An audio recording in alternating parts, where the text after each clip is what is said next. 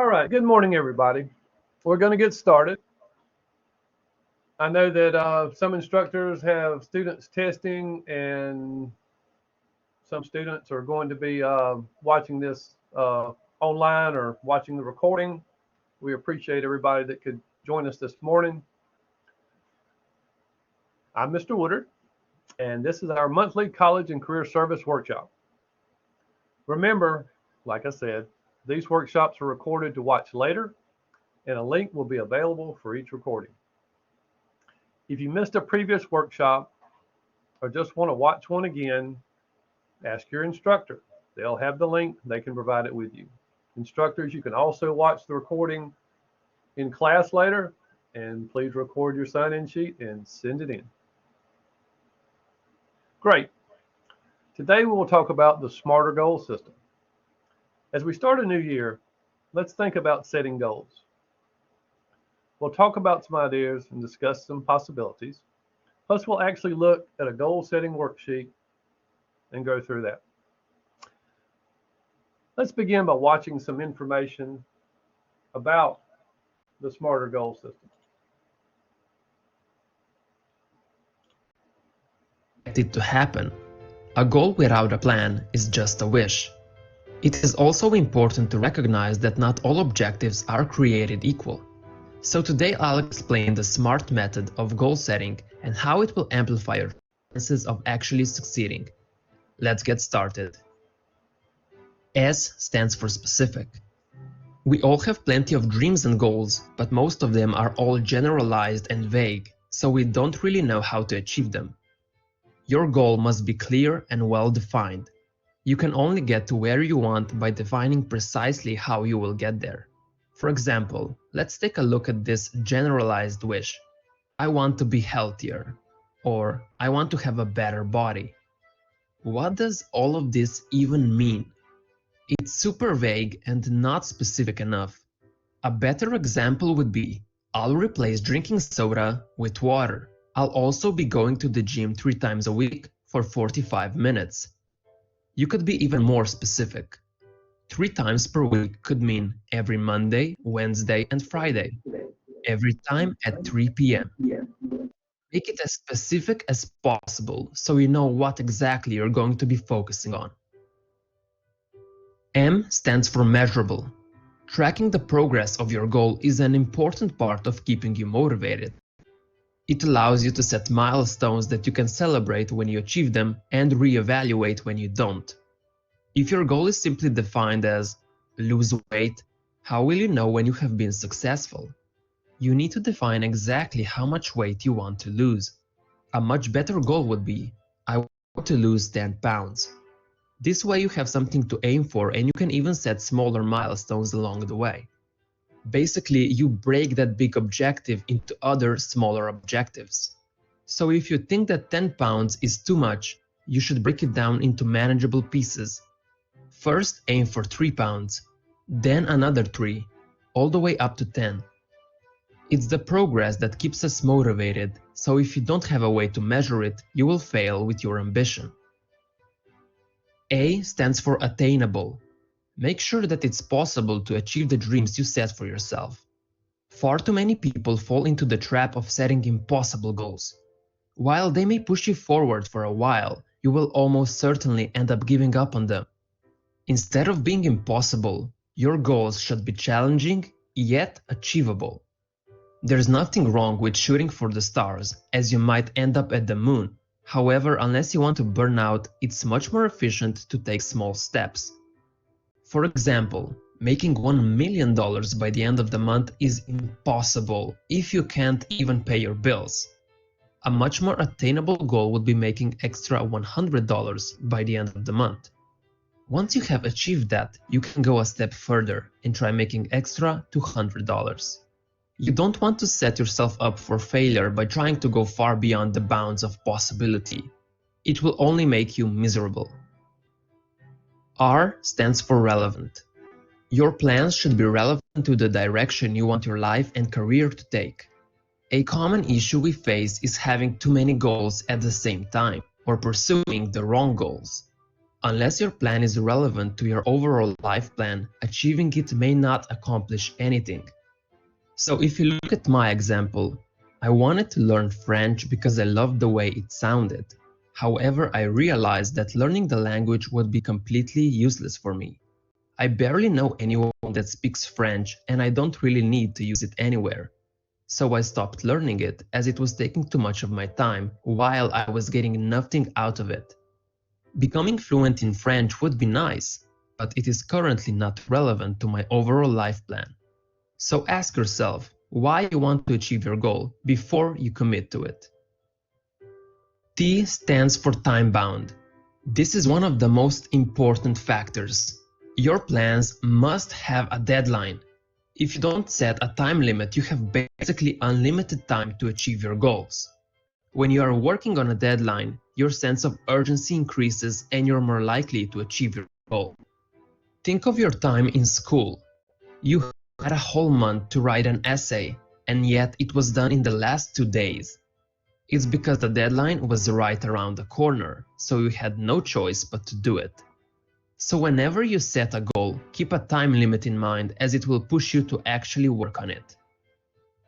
Now you know how to set smart goals. But there's one last thing. Most people think that goal setting is a one-time event. Like you set your goals once and you're done. However, it's actually an ongoing process. It never ends. Your plans will need evaluation and revision, so it's important to stay flexible. Thanks for watching. Do you have any dreams or goals that you're currently working on? I, for example, have a goal to run a marathon in the next 6 months. So let me know what you're working towards in the comments below. Together we'll become better than yesterday. Okay, that was very interesting. I hope some insights were garnered from that. If you have any questions, you can put them in the chat. If you're watching this on recording, you can contact our office or you can email me at zwoodard@oftc.edu. We'll be glad to help you. Of course, your instructor is always available to assist you. And I hope we got some good ideas from that first video. Let's try another one. The only way I know to track our progress is to create milestones. Milestones show us what we are accomplishing and allow us to see how we accomplish even more. If you have stopped to read any of the statistics or articles on goal setting before, you will have read two things. 1. People without goals are not as successful as they hope to be. 2. People who don't write down goals are less likely to accomplish them. What I have found over the last 10 years of dream chasing is how important goals are in the grand picture of seeing your dreams come true. Goals give us momentum to push through adversity we experience while chasing our dreams. This year, there was a huge push not to set goals. People were sharing about how terrible they felt last year when they failed to meet their goals, or how they never really followed through with achieving them. So, should we even set goals to try to see our dreams come true? Yes!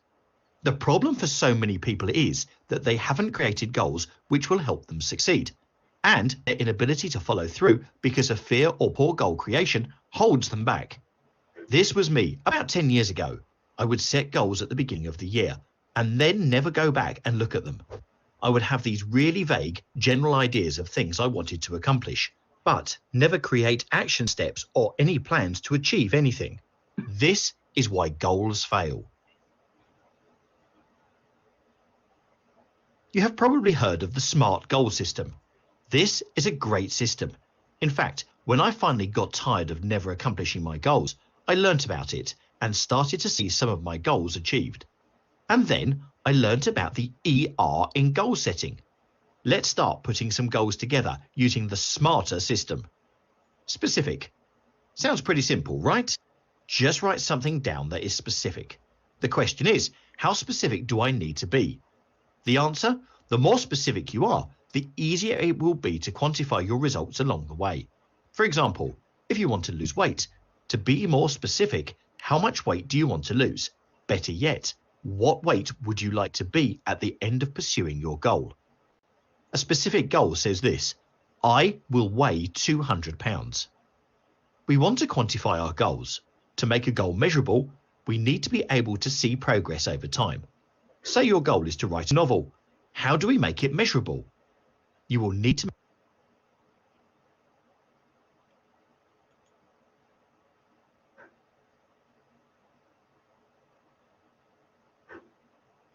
Gonna have to change horses there for a second. Sorry about that.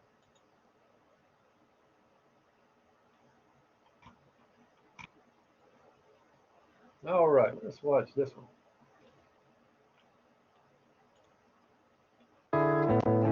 Regardless if it is professional or personal, we all struggle sometimes to achieve our goals.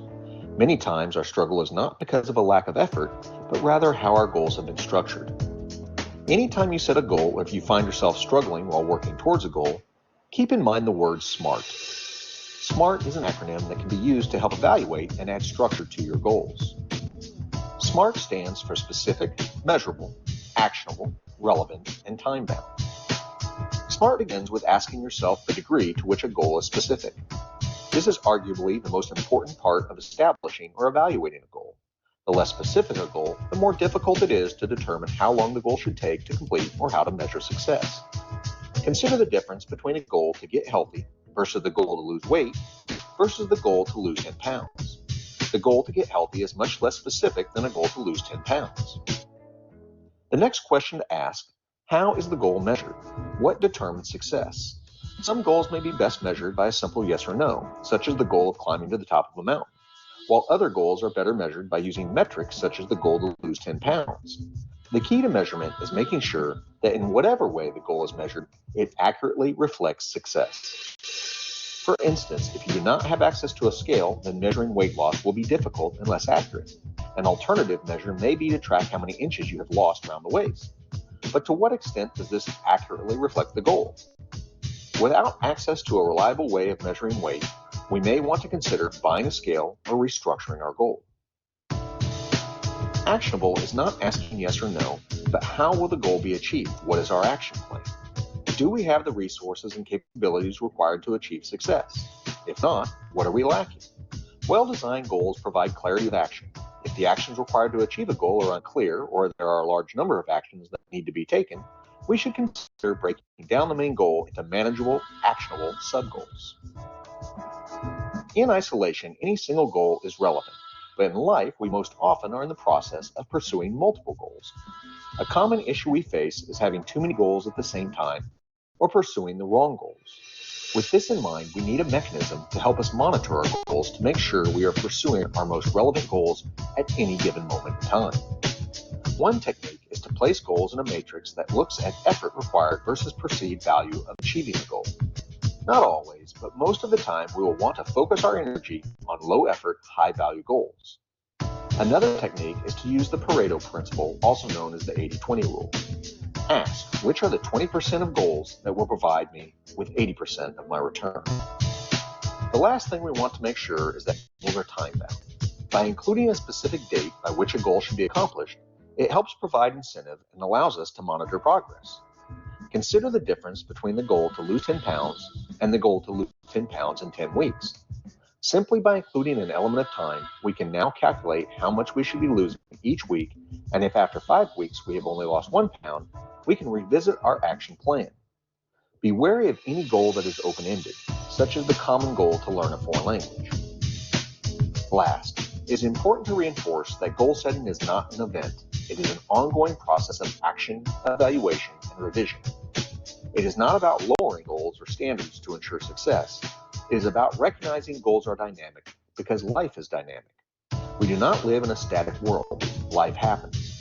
A goal that is relevant today may be irrelevant tomorrow. When using SMART, stay flexible and motivated by setting aside time to reevaluate your goals on a regular basis.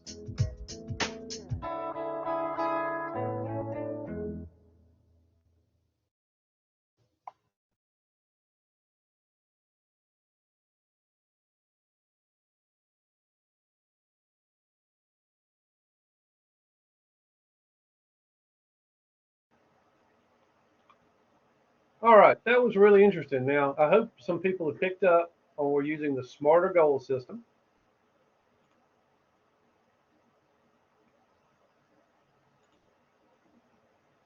And smarter stands for specific, measurable, achievable, relevant, timely, evaluated, and a reward.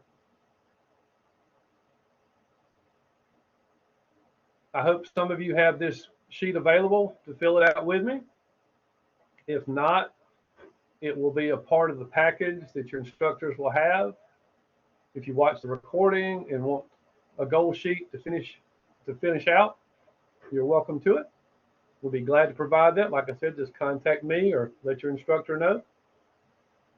This is a great way to remember of how to set a goal, carry it out, accomplish it, and feel rewarded for accomplishing that goal.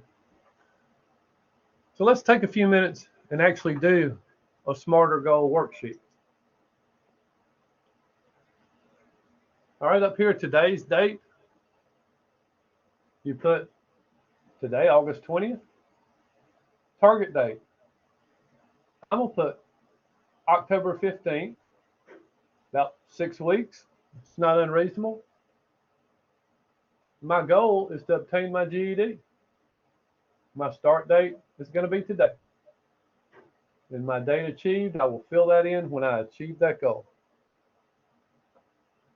What exactly will you accomplish?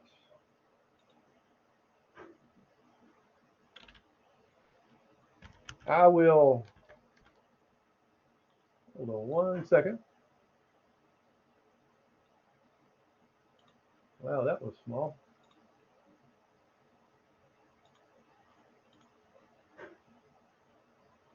Always technical difficulties, always.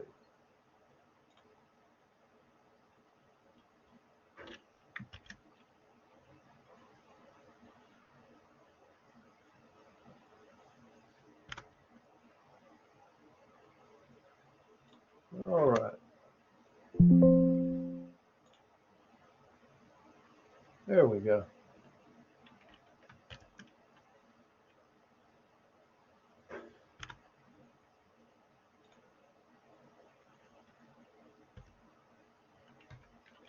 It's going to be kind of small here. I want to let me do it. But anyway, I will obtain my GED. Okay, measurable.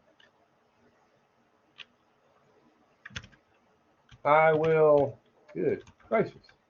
And we just have to talk about this. How will we know we've achieved this goal? Well, what do we have to do to pass our GED? We have to pass each section. So we'll measure it by achieving, say, social studies first, science, RLA, then math. Achievable. Is achieving the goal realistic with effort and commitment? Have you got the resources to achieve this goal? If not, how will you get them? That is such an easy answer. Of course, you've got the resources to do this. You have a great instructor. You have lots of instructional materials. You have a facility and people willing to help you. All you need to do is show up and give effort. All we're asking for is your time. All you need is your time. Relevant. Why is this goal significant to your life? A GED is a key that opens every door to your future. With a GED, you can get the job you're looking for. You can get a better job. You can get into post-secondary education. You can go to a technical college like Oconee Fall Line Technical College, or you can go to another college. Timely. When will you achieve this goal? You can start on it today. You're already in adult education. You already know how to study for your GED. You may have already passed a section. Evaluated. How will you know that you have achieved this goal? You will know you have achieved this goal by passing the GED. And then you'll know you're well on your way by doing well in class, passing practice tests, passing official practice tests, and then passing sections on your way to completing the entire GED. Reward. Once accomplished, how will you reward yourself and move forward? You can reward yourself when you pass your GED by taking yourself out to eat or applying for college. Your application fee is waived at Oconee Fall Line Technical College if you apply with us for college, and we will show you through financial aid and admissions how you can attend Oconee Fall Line Technical College at very little expense to you. There is a great deal of help financially for students at Oconee Fall Line Technical College. So that's the smarter goal system. I'm really glad you could join us to go over this today. If you're watching this recording, remember, just reach out to your instructor or reach out to me. I'm at zwoodard@oftc.edu. You can call the office at 478-274-7848. Please look out for any supplementary materials that may be sent out in conjunction with this workshop. Also, your instructor has many other great resources available. Remember, you can contact our department anytime. Just come by, call us at 478-274-7848, or email me, once again, zwoodard@oftc.edu. Okay, instructors, I'm going to send out a survey link to share with your students. There's also a survey link in the chat for anybody that's online or watches this recording. Thanks again for joining us today, and we'll see you all next time. Goodbye.